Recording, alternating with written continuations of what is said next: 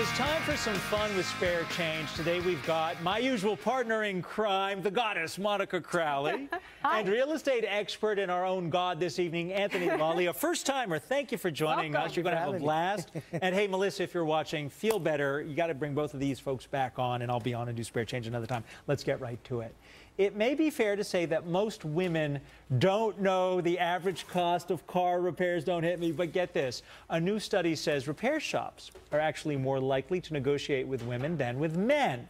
The results showed that women were able to bargain 35% of the time, while men were only successful 25% of the time. But keep in mind, doing your homework definitely pays off, because you know, guys and girls with no idea what the cost would be ended up paying more. What do you think, Anthony? I agree. I mean, even in my business, there's 600 of the 1,100 people are women, and on the opposite end, they're able to negotiate higher fees. Yeah, no, it's interesting, but the key part of this is research. So you have to go in kind of having a ballpark figure of what your particular repair generally costs, so that you know that you're not going to be shaken down when you go in. Because if you walk in and you're totally clueless, generally speaking, as a woman, you're more likely to be taken advantage of, I think. So if you have the research in mind, you go in knowing generally what it's going to cost, then you'll be more apt to negotiate a successful kind of reduction of the price. I was not surprised by this, but for different reasons. I'm a pushover when it comes to the car, because it's like, it must be babied. It must be... Well, you're a huge car expert. I'm a car nut, but Anthony, don't you think guys are more willing to, like, just fix the four-wheel? Just fix it. I want to get back on the road. Whereas the women are like, what's the best deal? What's the best price? Fix it, but fix it at the best price. All right, so let's move to the next one. Here's why you should always do your due diligence. Accounting giant Ernst & Young changed its name to EY, which also happens to be the name of a magazine. Let's show you the magazine. It features scantily clad young men. Ernst & Young must not have done a Google image search before the big switch, so these racy pictures pop up first. Anyone got some advice for Ernst & Young? You know that last segment we did about how the key to negotiating a good price for car repair is research? Yes. Well, you would think a huge company like Ernst & Young would have like a whole team of even interns that could do a basic Google search and find out EY. that EY exclamation point, Adam, actually represents this crew that has scantily clad young men. And we're actually quite yummy, but if you're Ernst & Young, Ernst & Young, you don't want that. Do you think EY was trying to maybe perhaps get some more of those hard negotiating women to come into their accounting firm? Apparently, Twilight fans need accountants. Yeah, there you go. Well, you know what? Hey, all the power to EY, because, you know, you've got to be careful with internet domains. Dick's Sporting Goods, you'd be real careful with some of these things. Now to bodies of a different type. Americans should be proud that we are no longer the most obese country in the world. This is according to a UN report.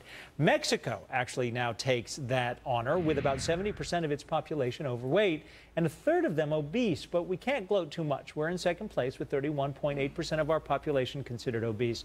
So are you surprised that our neighbors to the south are actually number one? Anthony, you surprised that Mexico's done that? Well, you look at Carlos Slim. He's a billionaire. Maybe they're trying to follow in his footsteps. His name is Slim, exactly. But is he that slim? Right. Is the question. I don't know.